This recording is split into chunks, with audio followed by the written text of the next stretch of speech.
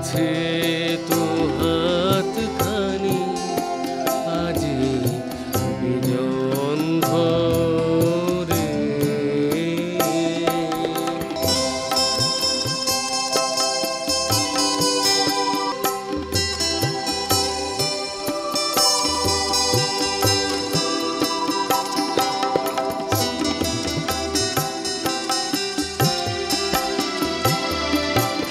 যাওয়া পাওয়ার পথে পথে দিন কেটেছে, কোনো মতে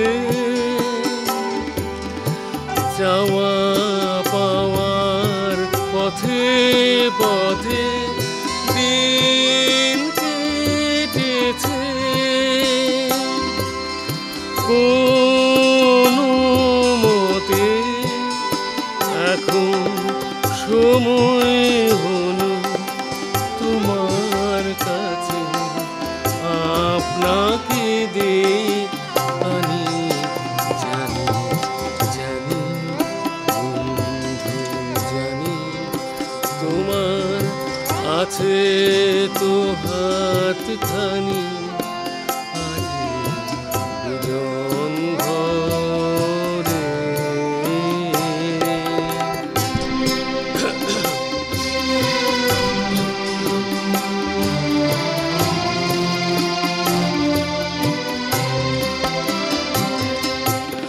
আধার থাকো দিকে দিকে আকাশ অন্ধ করা তোমার পরশ থাকো আমার হৃদয়ে ভরা। আধার থাকো দিকে দিকে আকাশ অন্ধ করা তোমার পরশ থাকো আমার হৃদয়ে ভরা। জীবন দোলায় দোলে দোলে আপনারে ছিলে ভুলে, জীবন দোলায় দোলে দোলে আপনারে ছিলে ভুলে, এখন জীবন মরণ দুদিক দিয়ে নেবে আমায় টানি জানি জানি বন্ধু জানি তোমার আছে তো হাতখানি আজি নিজন ঘরে। নিশীথ রাতে আসবে যদি শূন্য হাতে, আমি তাইতে কি ভয় মানি জানি জানি বন্ধু জানি তোমার আছে তো হাতখানি আজি বিজন ঘরে।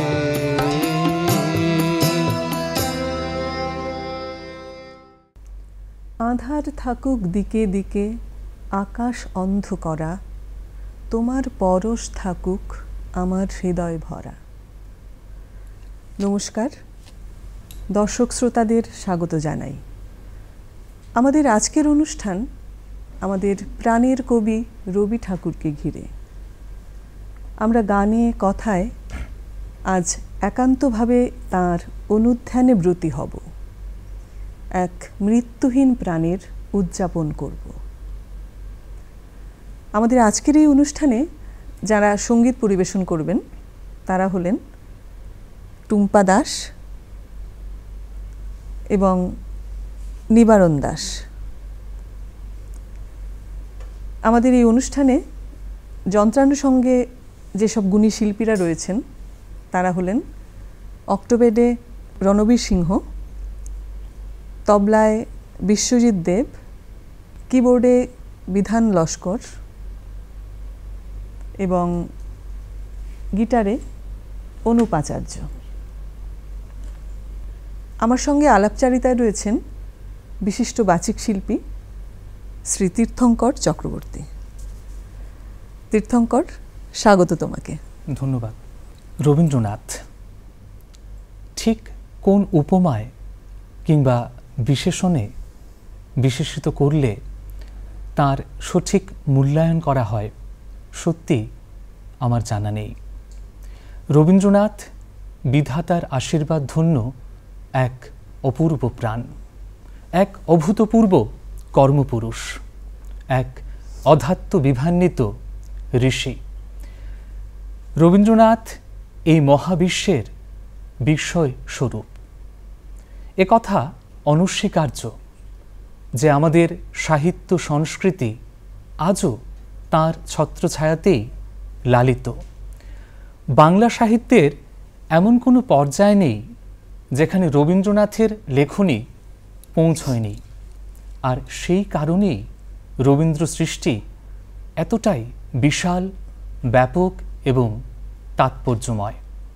কিন্তু আমাদের সময় এবং পরিসর দুই সীমাবদ্ধ, তাই আজকের এই অনুষ্ঠানে আমরা মূলত রবীন্দ্রনাথের আধ্যাত্মিক চেতনার সঙ্গে মৃত্যু ভাবনার যে একটি নিবিড় সংযোগ রয়েছে সেই বিষয়টি নিয়ে কথা বলবো এবং সেই অনুষঙ্গে কিছু গান শুনে নেব। তোমার কথার রেশ ধরেই বলছি, আসলে রবীন্দ্রনাথের সকল সৃষ্টি তার নিবিড় সাধনার বহিঃপ্রকাশ। একদম একদম। কখনো তার নিজের সঙ্গে ঈশ্বরের মিলনের সাধনা, কখনো সীমার সঙ্গে অসীমের মিলনের সাধনা। যেখানে ঈশ্বর চেতনা এবং মানব জীবনের নশ্বরতা একাত্ম হয়ে আছে, সেখানেই কিন্তু কবি শান্তি খুঁজেছেন। একদমই তাই। জীবন সংগ্রামে প্রতিনিয়ত জর্জরিত হয়েও তিনি কিন্তু বারবার ঈশ্বরের কাছে নিজেকে সমর্পণ করেছেন। একদম ঠিক বলেছেন। আসলে একটা কথা কি জানো, আমার মনে হয় যে এই সমর্পণের মধ্য দিয়ে কবি যেন পূর্ণতার সন্ধান করেছেন। একদম ঠিক। আমরা যদি একটু স্মরণ করি রবীন্দ্রনাথের সেই কৃপণ কবিতাটির কথা, হ্যাঁ হ্যাঁ, ওই কবিতাটিতে কিন্তু সমর্পণের সুর প্রতিধ্বনিত হয়েছে। সেই ভিখারি লোকটি যেমন শেষ পর্যন্ত উপলব্ধি করতে পেরেছিল নিজেকে উজাড় না করার বা শূন্য না করার ফলশ্রুতি, শেষ পর্যন্ত কিন্তু অশ্রুসিক্ত নয়নে বলেছিল, তোমায় কেন দিইনি আমার সকল শূন্য করে। আমার মনে হয় দিদি এখানেই সমর্পণের গভীর তাৎপর্য লুকিয়ে আছে। আপনার কি মনে হয়? একদমই তাই। তবে একটা কথা আমি, যেহেতু কৃপণ কবিতাটির প্রসঙ্গ উঠেছে, তো কবিতাটিকে একবার শুনতে পারি তোমার কণ্ঠে? আমি চেষ্টা করছি। আমি ভিক্ষা করে ফিরতেছিলাম গ্রামের পথে পথে, তুমি তখন চলেছিলে তোমার স্বর্ণরথে। অপূর্ব এক স্বপ্ন সম লাগতেছিল চক্ষে মম, কি বিচিত্র শোভা তোমার, কি বিচিত্র সাজ। আমি মনে ভাবতেছিলাম এ কোন মহারাজ। ভাবি শুভক্ষণে রাত পোহালো, ভেবেছিলাম তবে আজ আমারে দাঁড়ে দাঁড়ে ফিরতে নাহি হবে। বাহির হতে নাহি হতে কাহার দেখা পেলেম পথে, চলিতে রথ ধনু ধান্য ছড়াবে দুই ধারে। মুঠা মুঠা কুড়িয়ে নেব নেব ভারে ভারে। দেখি সহসা রথ থেমে গেল আমার কাছে এসে। আমার মুখ পানে চেয়ে নামলে তুমি হেসে। দেখে মুখের প্রসন্নতা জুড়িয়ে গেল সকল ব্যথা। হেন কালে কিসের লাগি তুমি অকস্মাৎ, আমায় কিছু দাও গো বলে বাড়িয়ে দিলে হাত। মরিয়ে কি কথা রাজাধিরাজ, আমায় দাও গো কিছু। শুনে ক্ষণ কালের তরে রইনু মাথা নিচু। তোমার কি বা অভাব আছে ভিখারি ভিক্ষুকের কাছে, এ কেবল কৌতুকের বশে আমায় প্রবঞ্চনা। ঝুলি হতে দিলেম তুলে একটি ছোট কণা, যবে পাত্রখানি ঘরে এনে উজাড় করি, এ কি ভিক্ষা মাঝে একটি ছোট সোনার কণা দেখি। দিলেম যা রাজ ভিখারি রে, স্বর্ণ হয়ে এলো ফিরে। তখন কাঁদি চোখের জলে দুটি নয়ন ভরে। তোমায় কেন দিইনি আমার সকল শূন্য করে, তোমায় কেন দিইনি আমার সকল শূন্য করে। কি অপূর্ব, দারুণ, খুব ভালো লাগলো। সত্যি কবিতাটা শুনতে শুনতে যেন একটা অন্য জগতে চলে গিয়েছিলাম, তাই হয় সাধারণত। যাই হোক, এই আধ্যাত্ম চেতনার রেশ ধরে আমরা এবার একখানা গান শুনে নেব। আমরা টুম্পার কাছে যাচ্ছি, এবার একখানা গান আমাদের শোনাও।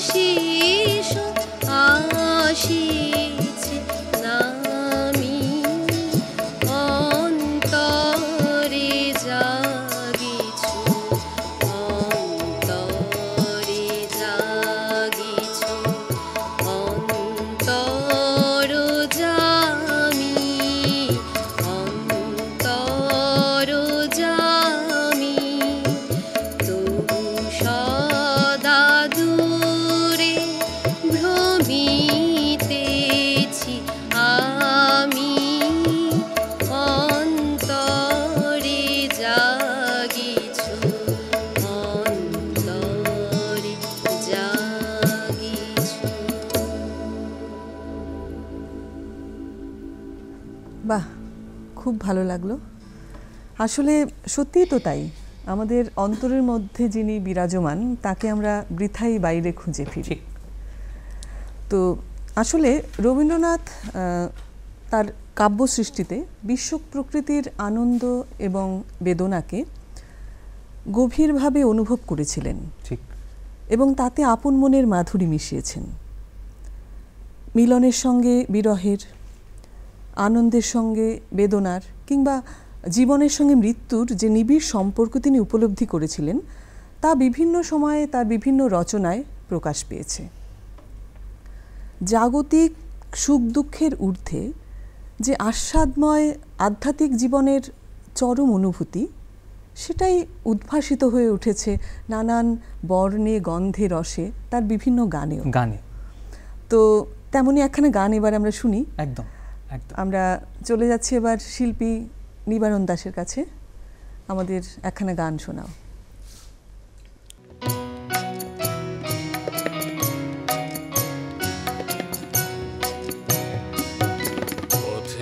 চলে যেতে যেতে, পথে চলে যেতে যেতে, কোথা কোনখানে তোমার পরশ আসে, কখন কে জানে, কখন পথে চলে যেতে যেতে, পথে চলে যেতে যেতে।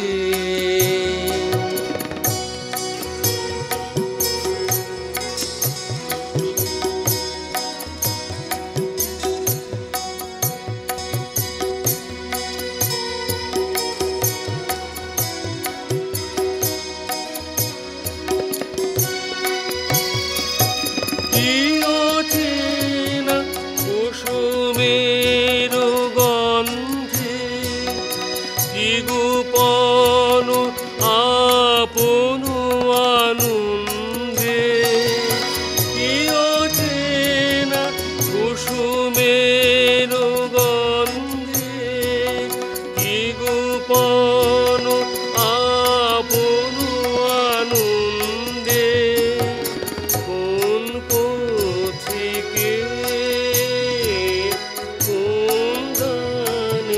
তোমার পরশ আসে, কখন কে জানে, কখন পথে চলে যেতে যেতে, পথে চলে যেতে যেতে।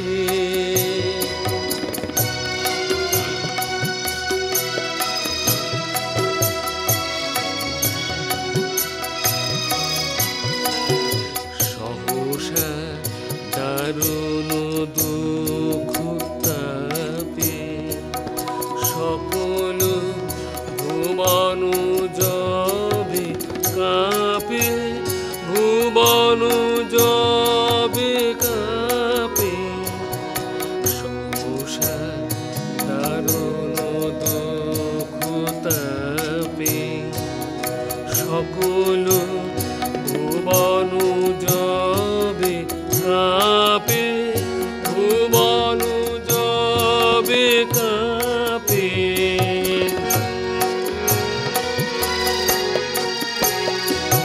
সকল পথের ঘোচে চিহ্ন, সকল বাঁধন যাবে ছিন্ন, সকল পথের ঘোচে চিহ্ন, সকল বাঁধন যাবে ছিন্ন, মৃত্যু আঘাত লাগে প্রাণে, তোমার পরশ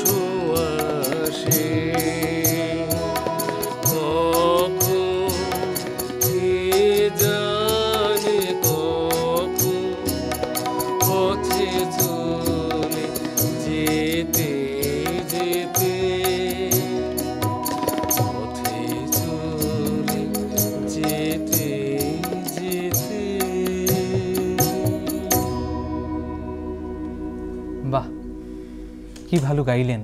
সত্যি আসলে রবীন্দ্রনাথের সমস্ত কিছুর মধ্যে যাওয়া আসার কথা হচ্ছে, সেখানেও রবীন্দ্রনাথ বিধাতার স্পর্শ অনুভব করছেন। এই প্রসঙ্গে আরও একটা বিষয় আমার মনে হচ্ছে দিদি, যে কবি মৃত্যুকে বলছেন মরণরে তুহু মম শ্যাম সমান, তিনি মৃত্যুকে ধ্বংসর প্রতীকরূপে দেখেননি, দেখেছেন নবজীবনের সূচক হিসেবে। মানুষ যেমন জীর্ণ বস্ত্র ত্যাগ করে নববস্ত্র ধারণ করে, তেমনি আত্মাও জীর্ণ দেহ পরিত্যাগ করে নবকলেবর ধারণ করে। আমাদের শ্রীমদ্ ভাগবত গীতার 2য় অধ্যায়েও কিন্তু সেই কথাটাই বলা হয়েছে। এই প্রসঙ্গে আপনার কি মনে হয় দিদি?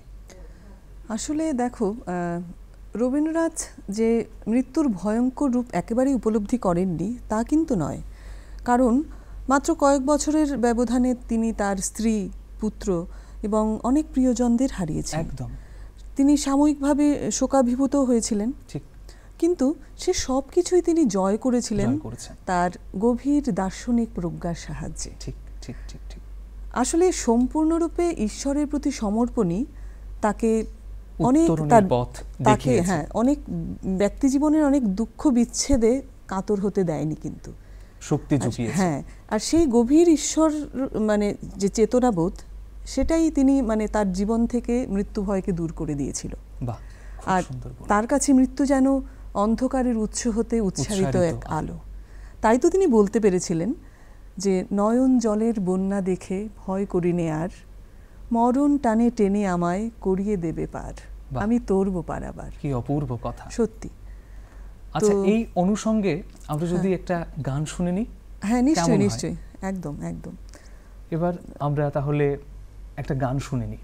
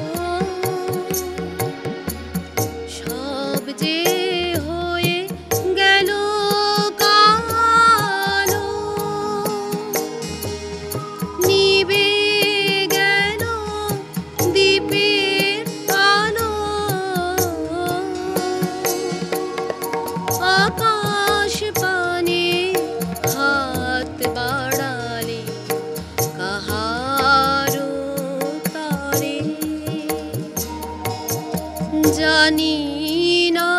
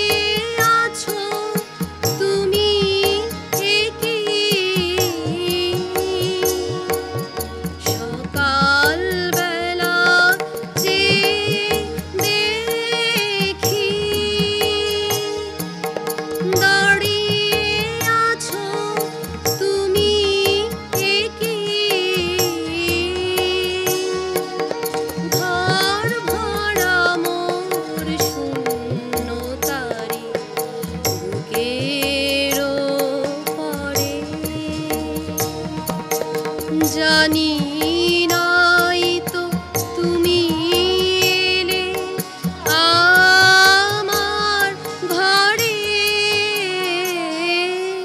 যে রাতে মোর দুয়ারগুলি ভাঙলো ঝড়ে। জানি নাই তো তুমি এলে আমার ঘরে, যে রাতে মোর দুয়ারগুলি ভাঙলো ঝড়ে। বাহ, কি ভালো গাইলেন। সত্যি আমার যেটা মনে হয় রবীন্দ্রনাথ লিখছেন ঝড় যে তোমার জয়ধ্বজা। আমরা আপাত দৃষ্টিতে যে বিষয়গুলোকে খুব নেতিবাচকভাবে দেখি, রবীন্দ্রনাথ সমস্ত কিছুর মধ্যে ইতিবাচকতাকে আবিষ্কার করেছেন। একদম। বলছেন ঝড় যে তোমার জয়ধ্বজা। আমার এই সূত্র ধরেই মনে হচ্ছে দিদি যে রবীন্দ্রনাথ জীবন এবং মৃত্যুকে বিচ্ছিন্ন করে দেখেননি। মৃত্যু তার কাছে একটা নবজীবনের দ্বার উন্মুক্ত করে দিচ্ছে এবং মৃত্যুর মধ্যেই যেন তিনি জীবনের সমস্ত পরিপূর্ণতাকে প্রত্যক্ষ করছেন। এটা আমার উপলব্ধি। আপনার কি মনে হয়? একদমই তাই। আসলে রবীন্দ্র সাহিত্য পড়তে গিয়ে যতটা জেনেছি, আমার মনে হয়েছে যে রবীন্দ্রনাথ দুঃসহ দুঃখেও যেন কিছু একটা আনন্দের আভাস খুঁজে পেয়েছেন। ঠিক ঠিক। জীবন যে একেবারেই অবিচলিত নিশ্চিত নয়, কিংবা মানুষ যে নিশ্চল পাথরে গাঁথা দেওয়ালে কয়েদি নয়, চিরকালের কয়েদি নয়, সেটা ভেবে তিনি স্বস্তি পেয়েছেন, নিশ্চিন্ত হয়েছেন। আর একেশ্বর জীবনের দৌরাত্ম্য কাউকে বহন করতে হবে না, এটাও যেন এক আশ্চর্য নতুন সত্যের মতো তিনি উপলব্ধি করেছেন। ঠিক, একদম একদম। তো তার সৃষ্টির মধ্যেই কিন্তু এই বিষয়গুলো বারবার করে উঠে এসেছে। এমন অনেক গানও আছে। হ্যাঁ, সেরকম একটি গান যদি শোনা যায়। হ্যাঁ হ্যাঁ, এবারে আমরা শিল্পী নিবারণ দাসের কাছে যাচ্ছি। আমাদের একটা গান এবার আমরা শুনি। ঠিক আছে। নয় নয় এ মধু খেলা, তোমায় আমায় সারা জীবন সকাল সন্ধ্যা বেলা। নয় নয় নয় এ মধু খেলা, তোমায় আমায় সারা জীবন সকাল সন্ধ্যা বেলা। নয় নয় নয় এ মধু খেলা।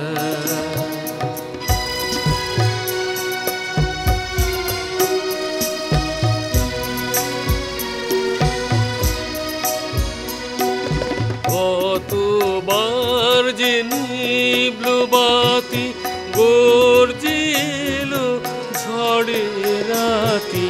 কতবার যে নিভল বাতি, গর্জে এলো ঝড়ে রাতি। সংসারের দোলাই দিলে সংশয়ের খেলা। নয় নয় নয় এ মধু খেলা, তোমায় আমায় সারা জীবন সকাল সন্ধ্যা বেলা। নয় নয় নয় এ মধু খেলা।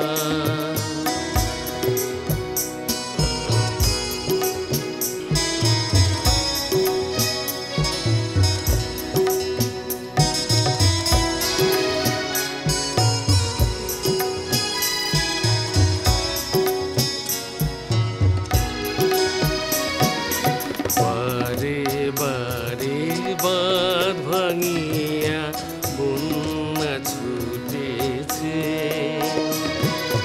দারুণ দিনে দিকে দিকে কান্না উঠেছে। বারে বারে বাঁধ ভাঙিয়া বন্যা ছুটেছে, দারুণ দিনে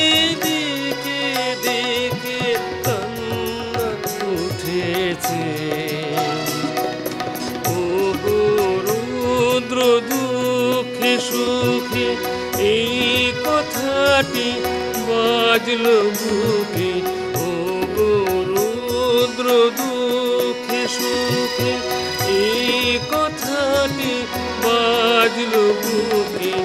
তোমার প্রেমে আঘাত আছে, নাই গো অবহেলা, নয় নয় নয় এ মধুর খেলা।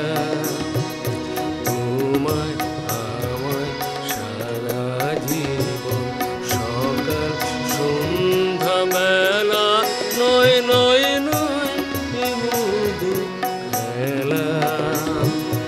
তোমায় আমায় সারা জীবন সকাল সন্ধ্যা বেলা, নয় নয় নয় এ মধুর খেলা। বাহ, বড় ভালো গাইলেন। সত্যি গানটি অসম্ভব প্রিয় আর গান। কি অপূর্ব কথা হ্যাঁ, গানটি। একদমই তাই। আমার মনে হয় দিদি, রবীন্দ্রনাথ তার জীবনে এত মৃত্যু দেখেছেন, কিন্তু তার পরেও কোথাও জীবনের প্রতি বিশ্বাস হারাননি। সেই সঙ্গে এই কথাটিও বলবো যে রবীন্দ্র সাহিত্য পড়তে গিয়ে আমার যেটা মনে হয়েছে যে জীবনের একটা সময়ে এসে কবির হয়তো খানিকটা অভিমান হয়েছিল বিধাতার ওপরে। তার কারণ হচ্ছে এই বিশ্ব সৃষ্টিকে রবীন্দ্রনাথ বিধাতার অনুগ্রহ বলে জেনেছিলেন, কিন্তু দেখলেন যে কোনো পরিবর্তনই হচ্ছে না আপনজনকে হারাবার পরেও। এই প্রসঙ্গে আমার মনে হচ্ছে দৌহিত্র নীতীন্দ্রনাথের মৃত্যুর প্রসঙ্গটি। মীরা দেবীর সন্তান। একদম একদম একদম তাই।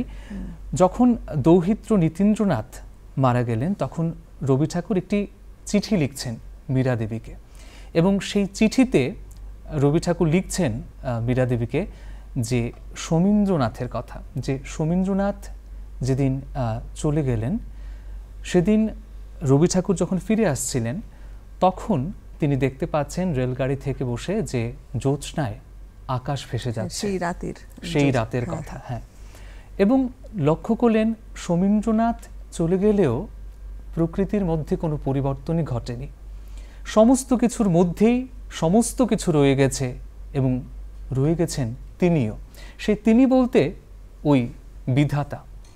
সেই জায়গা থেকে হয়তো খানিকটা অভিমান হয়েছিল। আবার এই ভদ্রলোককে তো বোঝা বড় কঠিন। সোমীন্দ্রনাথের মৃত্যুর 3 দিন পরই আমরা দেখতে পাচ্ছি যে রবীন্দ্রনাথ লিখছেন, অন্তর মম বিকশিত করো অন্তরতর হে। এই প্রসঙ্গে আপনার কি মনে হয়? আসলে দেখো, জ্যোৎস্না রাতের প্রসঙ্গটা বললে তো আমার একটা কথা বলার আছে। অনেকেই মনে করেন যে জ্যোৎস্না রাতে সবাই গেছে বনে গানটি কবি রবীন্দ্রনাথ ঠাকুর তার প্রিয় পুত্র সোমেন্দ্রনাথের মৃত্যুর পর তার স্মরণে লিখেছেন। আমিও কিন্তু ঠিক তাই জানতাম, কিন্তু আসলে কি তাই সেটা কিন্তু এখনো অধরা। আচ্ছা, গানটিতে বাস্তবিকভাবে এটাই বোঝাতে চেয়েছেন কিনা বা সেই মনোভাব ছিল কিনা সেটা কিন্তু জানা যায়নি। বরং এই গানটিতে খুব ভালো করে যদি আমরা লক্ষ্য করি তাহলে দেখতে পাই যে প্রিয়জনকে মানে কাছে পাবার একটা আকুলতা। সে প্রিয়জন দূরে চলে গেছে জেনেও তাকে একটিবার দেখার যে আকুলতা, যে অধীর অপেক্ষা, সেটা এই গানটিতে দেখা যায়। তো গানটির প্রসঙ্গ যখন উঠলো, একবার শোনা যেতেই পারে। তো টুম্পা আমাদেরকে এই গানটি শোনাবে? ঠিক আছে দিদি, শোনাচ্ছি।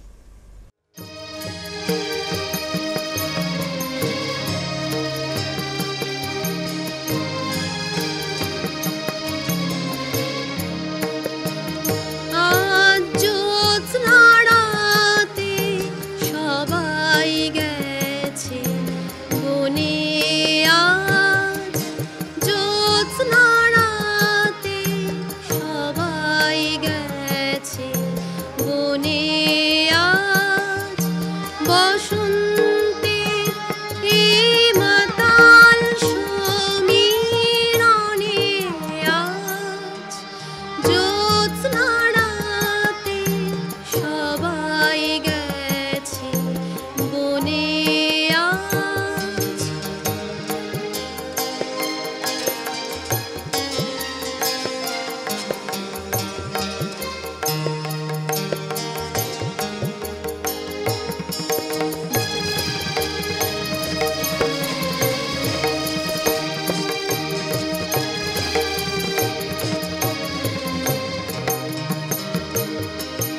যাব না, যাব না গো, যাব না যে, রইনু পড়ে ঘরের মাঝে এই নিরালা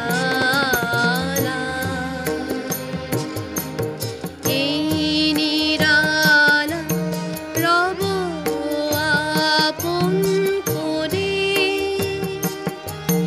যাব না এই বাতাল সমীরণে আজ, জ্যোৎস্না রাতে সবাই গেছে বনে আজ।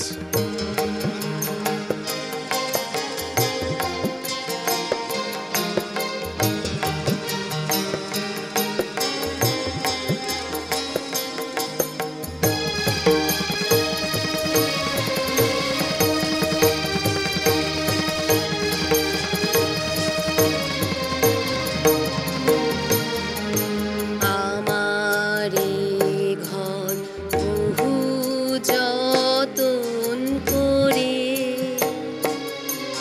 ধুতে হবে, মুছতে হবে মোরে। আমারে যে জাগতে হবে, কি জানি সে আসবে কবে, যদি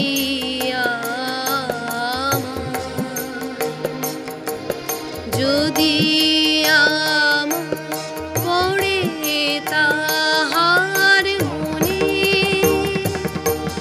বসন্তের এই বাতাল সমীরণে আজ, জ্যোৎস্না রাতে সবাই গেছে বনে আজ, জ্যোৎস্না রাতে সবাই গেছে বনে আজ।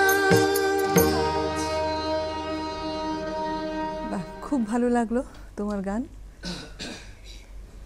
আমরা অনুষ্ঠানের একেবারেই শেষ পর্যায়ে চলে এসেছি, তবু দু একটি কথা আমরা বলবো। তুমি একটু আগেই বললে উপনিষদের কথা। হ্যাঁ, তো কবির ছেলেবেলা থেকেই কবির পিতা মহর্ষি দেবেন্দ্রনাথ ঠাকুর তাকে ব্রহ্মদর্শনে দীক্ষিত করে তুলেছিলেন। উপনিষদ ছিল তার নিত্যদিনের সঙ্গী। কিছু ব্যক্তিগত অভিজ্ঞতা ছাড়াও ব্রহ্মদর্শনে দীক্ষিত হয়ে কবি জীবন আর মৃত্যুর মধ্যে একটা সম্পর্ক, নিজস্ব ধারণা গড়ে তুলেছিলেন। জীবনের মধ্যে থেকেও তিনি কিন্তু মৃত্যুকে বরণ করার কথা বারবার বলেছেন। ঠিক ঠিক ঠিক। এই ব্যাপারে তোমার কি মত? এই যে বিষয়টা, যে জীবনের মধ্যে থেকে মৃত্যুকে বরণ করে নিতে চাইছেন রবীন্দ্রনাথ, এই বিষয়গুলো কিন্তু তার সৃষ্টির মধ্যে, লেখার মধ্যে একদম পরিচ্ছন্ন ভাষায় উঠে এসছে। যেরকম আমি একটু শোনাই, যে রোগশয্যায় বলে একটি কাব্যগ্রন্থ রয়েছে, সেই রোগশয্যায় কাব্যগ্রন্থের ৩৫ নং কবিতায় রবীন্দ্রনাথ লিখছেন, তেমনি জীবন মোর মুক্ত হোক অতীতের বাষ্পজাল হতে, সদ্য নব জাগরণ দিক শঙ্খধ্বনি এ জন্মের নবজন্মোদ্দারে। এ প্রসঙ্গে বলি যে রোগশয্যায় এই কাব্যগ্রন্থে তো লিখেইছেন, নটির পূজা বলে একটি রচনা রয়েছে, আপনি নিশ্চয়ই জানেন এবং আমাদের দর্শক শ্রোতা বন্ধুরাও জানেন। সেই রচনাটিতে একটি গুরুত্বপূর্ণ কথা বললেন রবীন্দ্রনাথ, যে মৃত্যুর সিংহদ্বার দিয়েই জীবনের জয়যাত্রা। কি অপূর্ব কথা! সত্যি। এবং এই কথাটি আরো স্পষ্ট, আরো সহজভাবে বিশ্ববাসীর উদ্দেশ্যে বলছেন রবীন্দ্রনাথ। রুদ্ধ গৃহ বলে একটি প্রবন্ধ রয়েছে, আমি কি একটু পড়বো? হ্যাঁ হ্যাঁ, নিশ্চয়ই। আচ্ছা। পৃথিবী মৃত্যুকেও কোলে করিয়া লয়, জীবনকেও কোলে করিয়া রাখে। জীবন মৃত্যুর প্রবাহ রোধ করিও না, হৃদয়ের দুই দ্বারই সমান খুলিয়া রাখো। প্রবেশের দ্বার দিয়া সকলে প্রবেশ করুক, প্রস্থানের দ্বার দিয়া সকলে প্রস্থান করিবে। কি অপূর্ব কি অপূর্ব। জীবন উপলব্ধি। সত্যি কি চমৎকার উপলব্ধি। আসলে রবীন্দ্রনাথের জীবনে মৃত্যু যে বিলাসিতার রূপ ধরে এসেছে তা কিন্তু নয়। তিনি মৃত্যুর মধ্য দিয়ে পূর্ণতা লাভ করতে চেয়েছেন। তাই তো তিনি জাগতিক সকল শঙ্কা দুঃখরূপী মহাসাগর পার করে এক অসীম অনন্ত ধামের উদ্দেশ্যে পাড়ি দিতে চেয়েছেন, ঠিক ঠিক, যেখানে দুঃখ দৈন্য কোনো বিচ্ছেদের বেদনা নেই, কোনো গ্লানিময়তা নেই, একদম নির্মল আনন্দ সেখানে নিত্য বিরাজ করে। তো সেই আনন্দগানের রেশ ধরেই আজকে আমরা বিদায় নেব, আবারও বিশ্বকবির চরণে প্রণাম জানিয়ে।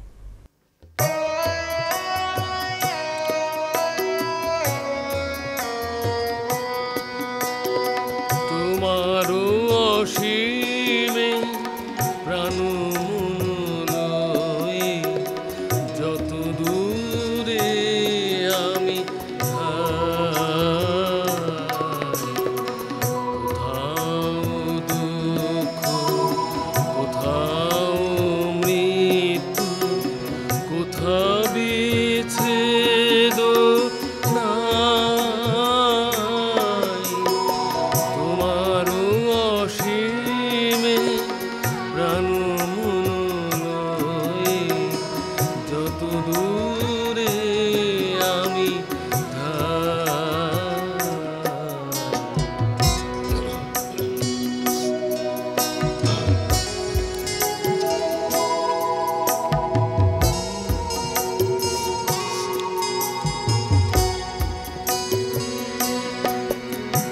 মৃত্যু সে ধরে মৃত্যুর দুঃখ হয় দুঃখের মৃত্যু সে ধরে মৃত্যুর দুঃখ হয় দুঃখের তোমাহতে যাবে হইবি আপনার পানে চাই, তোমারও অসীমে প্রাণ লয়ে যত দূরে আমি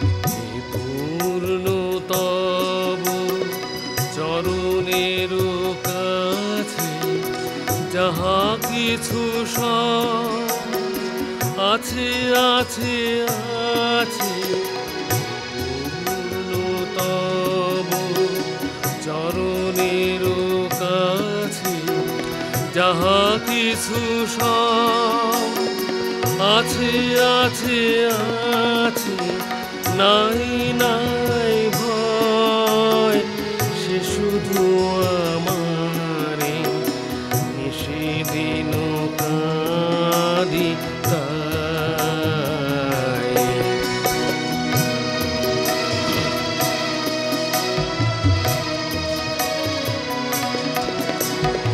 অন্তর গ্লানি সংসার ভার পলক ফেলিতে কোথায় একাকার, অন্তর গ্লানি সংসার ভার পলক ফেলিতে কোথায় একাকার, জীবনের মাঝে স্বরূপ তোমার রাখিবারে যদি পাই,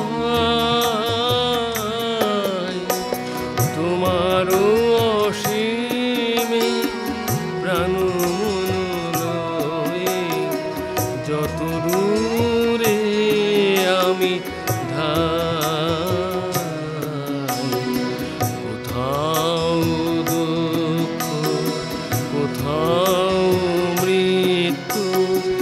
কোথা বিচ্ছেদ নাই, তোমারও অসীমে প্রাণ মন লয়ে যত দূরে আমি ধাই। কোথা